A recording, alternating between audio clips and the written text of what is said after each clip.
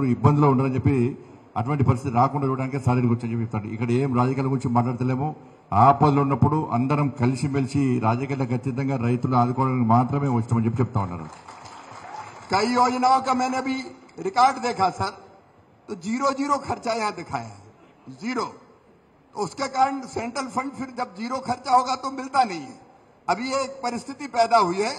दूसरी, प्रधानमंत्री फसल बीमा योजना, जिसमें इतने हैवी लॉस के बाद किसान को फसल का बीमा का लाभ मिलता है, वो आंध्र या वो तेलंगाना में लागू ही नहीं की गई। और इसलिए अब वो योजना भी हमारे पास अभी नहीं जिससे तत्काल हम मदद कर सकें। ऐसी परिस्थितियां पैदा हुई है। కేంద్ర ప్రభుత్వం నిధులు ఏ విధంగా వస్తాయంటే, గతంలో ఇచ్చిన నిధులను వాడుకుంటేనే తిరిగి నిధులు వస్తూ ఉంటాయి. కానీ గత సర్కారు కేంద్ర నిధులను వాడుకోలే, ఉన్న నిధులను కూడా డైవర్ట్ చేసే ప్రయత్నం చేసింది. కాబట్టి కేంద్రం నుంచి నిధులు ద్వారా మీకు లాభం చేయలేకపోయినాం. ఫసల్ బీమా అనేది రైతులు కష్టాల్లో ఇబ్బందులు ఉన్నప్పుడు, ఆపద సమయంలో ఉన్నప్పుడు ఫసల్ బీమా ద్వారా మీకు న్యాయం జరిగేది. కానీ గతంలో ఉన్నటువంటి ప్రభుత్వము ఫసల్ బీమాని ఈ రాష్ట్రంలో, తెలంగాణ రాష్ట్రంలో అమలు చేయడంలో నిర్లక్ష్యం వహించింది, అమలు చేయలేదని. అందుకే రైతులు ఇప్పుడు కష్టాల్లో ఉన్నారు. ఆదుకునే ప్రయత్నం గత ప్రభుత్వం చేయలేదు కాబట్టి వాళ్ళ ఫసల్ బీమాను కూడా గత ప్రభుత్వం ఇంప్లిమెంట్ చేయలేదు, అమలు చేయలేదు తెలంగాణ రాష్ట్రంలో. అందుకే రైతులు కష్టాల్లో ఉంటున్నారు. ఆదుకునే ప్రయత్నం వాళ్ళు చేయలేదు. కేంద్ర ప్రభుత్వం చేస్తానా కూడా చేయనిచ్చే అవకాశం గత ప్రభుత్వం ఇవ్వలేదు. सस्ती लोकप्रियता के लिए फंड डाइवर्ट किए गए, योजनाओं को लागू नहीं किया गया।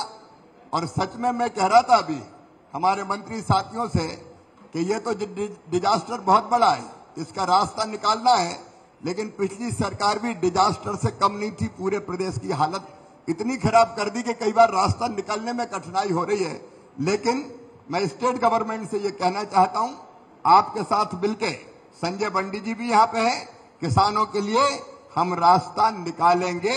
कैसे हम रास्ता खोजें ताकि इन योजनाओं का लाभ भी आपको ठीक से मिल पाए और इस संकट के समय केंद्र सरकार भी राज्य सरकार को पूरा सहयोग कर सके।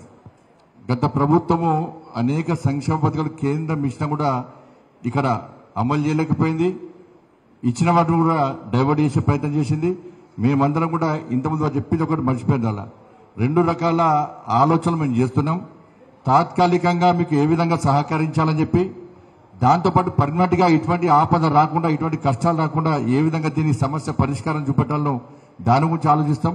కాబట్టి అందరం కూడా కలిసిమెలిసి దీనికి పరిష్కారం ఏ విధంగా కూడా చూస్తాం. తప్పకుండా సహకరించడానికి మీరు వచ్చాం, తప్పకుండా సహకరిస్తాం అందరం కలిసి కూడా.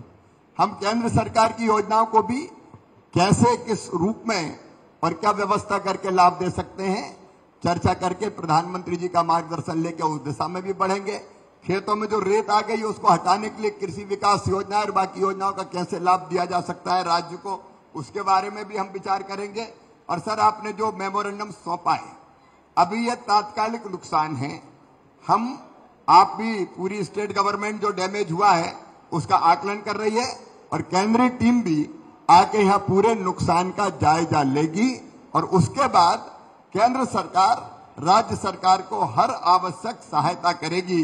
प्राइमरीली तो राज्य सरकार को करना है, लेकिन केंद्र आपको पूरा सहयोग करेगी ताकि मेरे किसान भाइयों को इस संकट के पार ले जा सकें, उनकी आंखों में आंसू ना आए।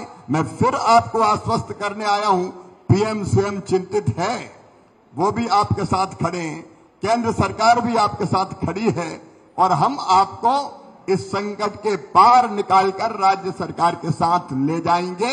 इसलिए आंखों में आंसू मत लाइए।